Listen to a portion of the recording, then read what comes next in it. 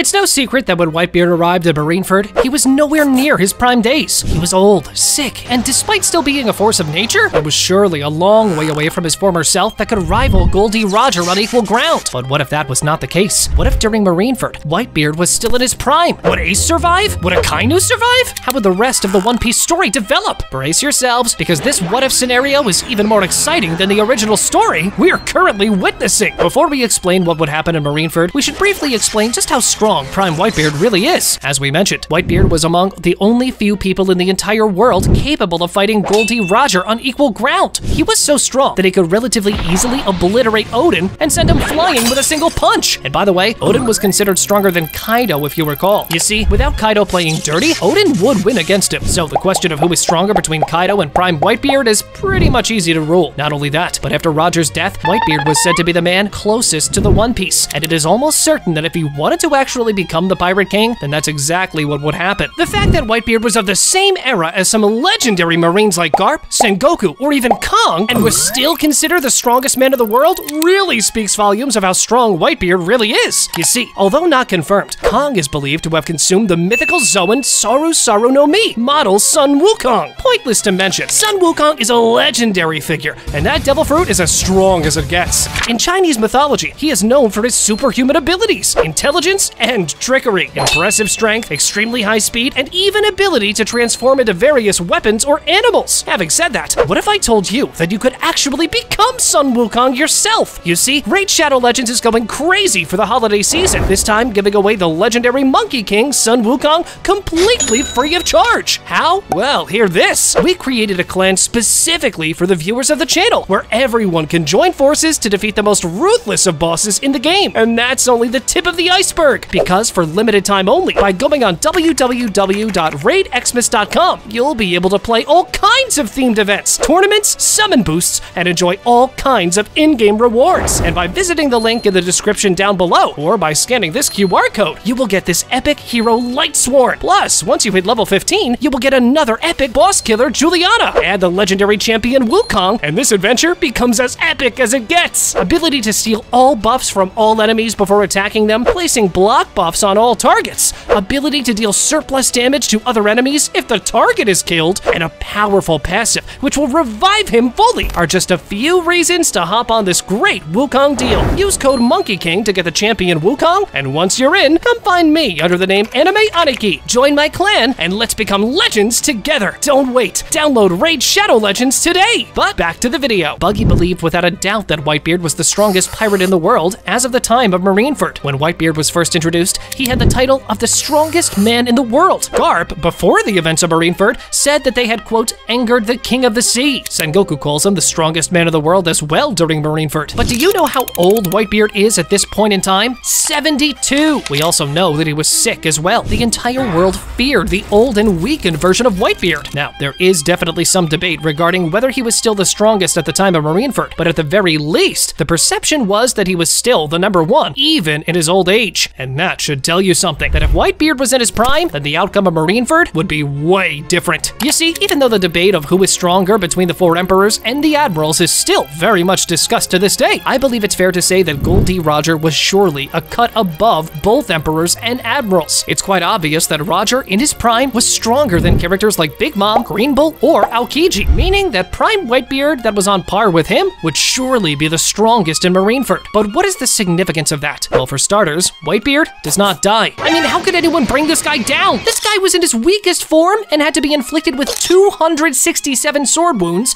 152 bullets, 46 cannonballs, half of his face needed to be burned off, 2 friggin' holes were present on his stomach and chest, and even like that, the guy was still going. Not only would Prime Whitebeard never get this seriously wounded, we can say with certainty that even if he was, he would still be able to keep going even like that. But what about Ace now? You see, when Ace was about to be executed in the original story, Whitebeard tried to unleash his Conqueror's Haki in order to stop the execution. However, since he had already received major injuries, he was not able to do that. The one who saved Ace then was Luffy. But in this version of the story, Whitebeard does not need the help of any rookies like Luffy. He does acknowledge Luffy throughout the fight and sees his potential and the resemblance he has with Roger. But Prime Whitebeard is perfectly capable of rescuing Ace on his own, and that's exactly what he does. Ace is saved, and all of the Whitebeard pirates, Luffy and his companions, manage to escape without much trouble. Luffy and Ace have have a reunion in which Ace says thank you to Luffy for risking his life in order to save him. But if you thought this was exciting, wait to hear for what's about to come. The story gets insanely hype from here onwards. Since Ace survives, Whitebeard does not have to ruthlessly attack Akainu like it happened in the original story. They may cross their path during the war, but Whitebeard would not be so pissed to the point that he would give his all trying to kill Akainu. And only because Whitebeard allowed it, Akainu survives. When it comes to Shanks' epic entrance to stop the war, well, in this version of the story, Shanks does not really need to do that. After all, Whitebeard has everything under control. Shanks is just making sure that Kaido does not arrive in Marineford as well. But how about Blackbeard now? Well, that's another significant change right there. Blackbeard does not acquire the power of the Gura Gura no Mi, as Whitebeard does not die in this version of the story. Instead, Blackbeard goes after another fruit, and your guess would be as good as mine, to be honest. But some incredibly overpowered devil fruits that Blackbeard could go after are Kaido's Ui Ui no Mi, model Seiryu, Luffy's Hito Hito no Mi, model Nika, Big Mom's Soru Soru no Mi, or even this special devil fruit that no one knows about, the Sub fruit, that when you press it, you make sure you get the best One Piece content there is on YouTube. So go on, give it a go. But back to Luffy. You see, because of the fact that Ace does not die in this version of the story, Luffy does not go through this major character development that he had to go through in the original story. As in this version of the story, his brother is now alive. The Straw Hats are not training for 2 whole years, and hence the time skip does not happen. Instead, the Straw Hats manage to meet after some time, and they continue their journey together. An important fact that we should emphasize on is that Luffy is overconfident, similar to how he has always been. He does spend some time training in order to be able to defeat the PX-5 that completely destroyed the Straw Hats during the Sabaody arc, but surely not 2 whole years. The catalyst that made Luffy train for 2 years was his brother's death, and now that this no longer applies, Luffy does not decide to waste 2 years training, a mistake that, as we'll see in a bit, could have turned out to be catastrophic. While traveling, the Straw Hats encounter the Heart Pirates and Trafalgar Law, and form an alliance with them in order to be able to defeat both Doflamingo and later on Kaido. But do you notice what the problem is? In the original story, Luffy and the Straw Hats underwent a time skip training where for 2 whole years, they were training to become stronger. Because of that special training that Luffy did with Rayleigh, he was able to master his Haki control and even unlock 4th gear. Zoro, that trained with Mihawk, improved greatly on his swordsmanship skills, while Sanji, that was training with, well, I'm not sure if I should call it training per se, but still, during the 2 years Sanji was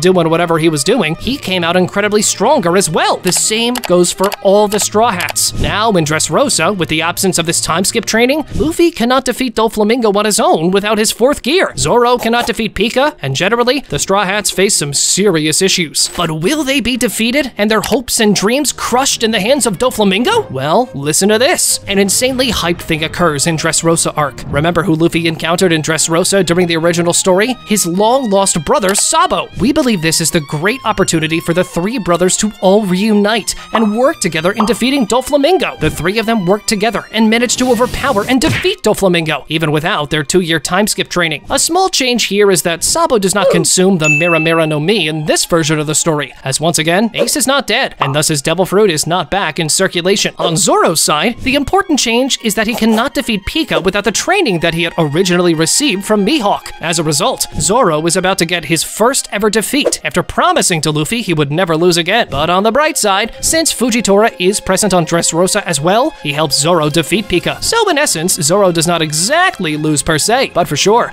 Zoro realized that he needs to get much stronger going forward. Plus, even though the 3 brothers managed to defeat Doflamingo, Luffy, similarly to Zoro, realizes he is far too weak to be able to defeat Emperors on his own. If Doflamingo is stronger than him, then what chance does he have against Kaido, or Shanks, or Big Mom? That's where Luffy decides he needs to train before continuing his journey. The alliance Luffy had with Law is broken, as now both of them go their separate ways in order to train and become stronger. How about the time skip? Well, that's exactly where I'm getting at. The time skip happens now, but there are a few differences compared to the original time skip we had in the normal story. One of the main differences is that Kaido is furious with Luffy, Ace, and Trafalgar Law that defeated Doflamingo, that stopped his line of weapon and smile devil fruit supply towards Wano. Kaido decides to go after them, but will he be able to get his hands on them? Not quite. You see, the next thing that happens changes everything in Kaido's decision. That's because the second main change that happens now is that instead of Rayleigh, Luffy in this version of the story trains alongside Ace with the help of the Whitebeard Pirates. The Whitebeard Pirates appreciate the help of Luffy during Marineford. Plus, with Ace giving a good word for Luffy, they accept Ace's proposal for Luffy to train under them. Plus, this would be a good way to pay him back and a way to say thank you for helping save Ace. When Kaido hears that Luffy and Ace are with the Whitebeard Pirates, while Law is nowhere to be found, he decides he cannot take everyone alone and gets back to Wano. Here, we should point out that the Straw Hats don't really become part of the Whitebeard pirates, but rather they just follow them in the islands they sail and train with them, something more like partners rather than subordinates. Plus, given that the world is peaceful now, this does not really pose any problems. During Luffy's training, Whitebeard sees Luffy, and his image of him becomes even clearer. He sees the obvious resemblance and ideals Luffy shares with Goldie Roger, and because of that, even though Whitebeard originally said that he wanted to make Ace the Pirate King, after seeing how Luffy behaves and how much he resembles Roger, he says that he looks forward in seeing who will be the next Pirate King, Ace or Luffy, despite now being in his prime. Whitebeard's goals never changed, and thus the fact that Whitebeard has no goal of becoming the Pirate King remains as is. Even though Ace used to say that he wanted to make Whitebeard the Pirate King, now that Whitebeard says he wants to see him or Luffy as the next Pirate King, this becomes a contest between Ace and Luffy. They are both highly competitive, so this would be something they both look ahead into, to see who becomes the next Pirate King. The challenge they placed as kids is now within grasp for both of them, but which of the two will actually achieve this remarkable feat? Will any of them actually manage to claim the title of the Pirate King? Let's find out. During the time skip training, Luffy develops his haki and overall mastery of his Devil Fruit, allowing him to now be able to use his gears without expending his own life force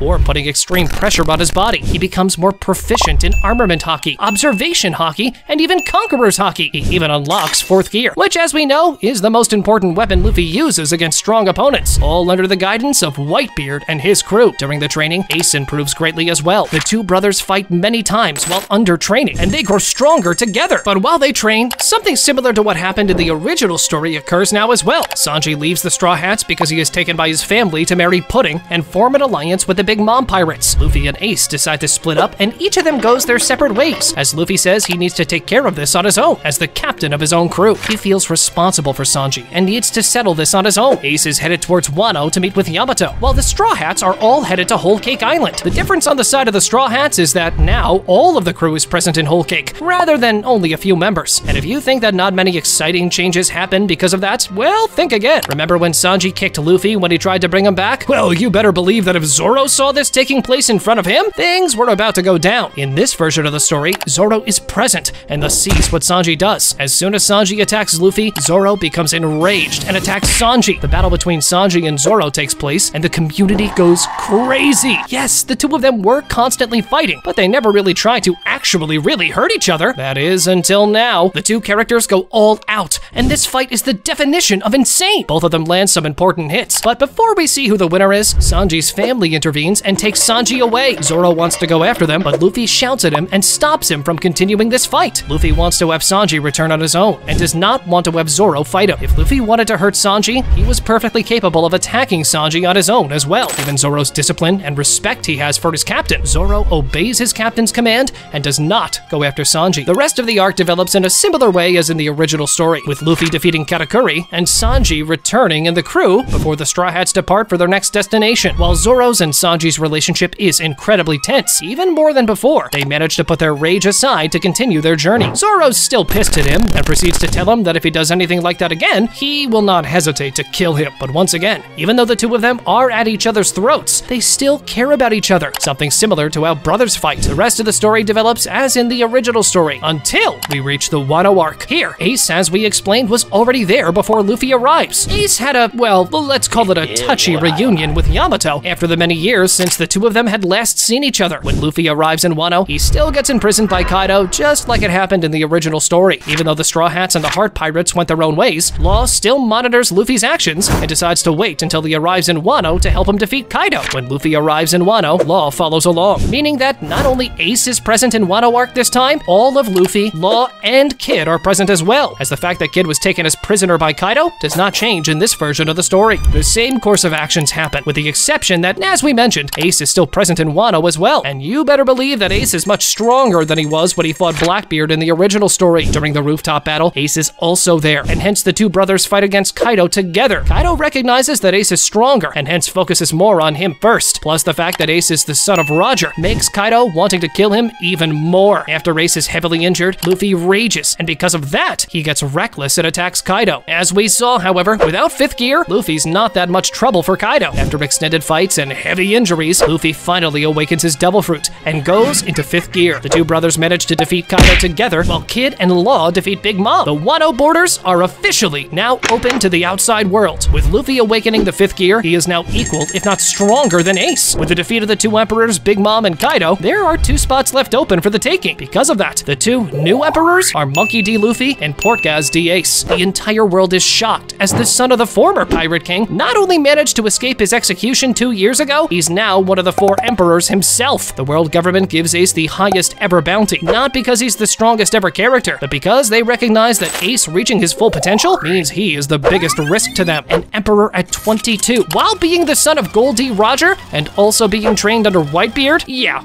the world government is now terrified of how Ace will develop. Plus, this leads to Luffy's bounty becoming even higher as well. As to them, Luffy's not only younger than Ace, he's also his adoptive brother, meaning that his potential is also enormous. And don't even get me started on the fact that Luffy is the youngest ever emperor at the age of only 19. Luffy is almost as big of a threat as Ace is. The only disappointing fact about this version of the story is that now Buggy does not become an emperor. Damn, that's so unfair to Buggy D. Clown. He surely deserved it. But what happens next after the Wano arc? Well, the 2 brothers say another goodbye, and thus Ace and Luffy go their separate ways. Luffy goes to Egghead Island, and pretty much the same thing happens as in the normal timeline, while Ace continues through a different path. Both characters set their eyes on being the next Pirate King, and both of them are closer to their goal than ever before. Since we don't really know exactly how the story unveils after that, since, you know, Oda's still writing Egghead Island at the time of making this video, we can only predict the end games of One Piece instead. But what do I mean by that? You see, we know for a fact that the One Piece will have yet another final war arc. After this war ends, we will just be a few steps away from knowing who the Pirate King will be. Because of that, in our version of the story, the plot goes something like this. The war happens, and it is as brutal as it can be. Imagine an all-out war between the strongest characters of the One Piece universe. And after the final war ends, the only 2 major contenders left for the title of the Pirate King are Luffy and Ace. And what happens now? Well, before we get into it, a reminder that this video was brought to you by Raid Shadow Legends. Support the channel and have fun playing the game. Download Raid Shadow Legends today. You see, Luffy and Ace have a final epic fight to see who will become the Pirate King. If you thought the war arc would be great and nothing could stop it, well, think again. The fight between Ace and Luffy absolutely breaks the internet, and the fandom is split into 2 sides, each supporting who will be the next Pirate King. However, since this would be a very tight battle no matter what, who do you think wins between the 2 brothers? Ace having reached his full potential, or the endgame version of Luffy? Let us know what you think in the comments down below. But no matter who wins, the loser congratulates the winner, and in essence, the will of Gold D. Roger is inherited by a worthy successor, either Ace or Luffy. Check out this video where we present the 31 unstoppable devil fruit combinations that would absolutely break One Piece. Go on, check it out!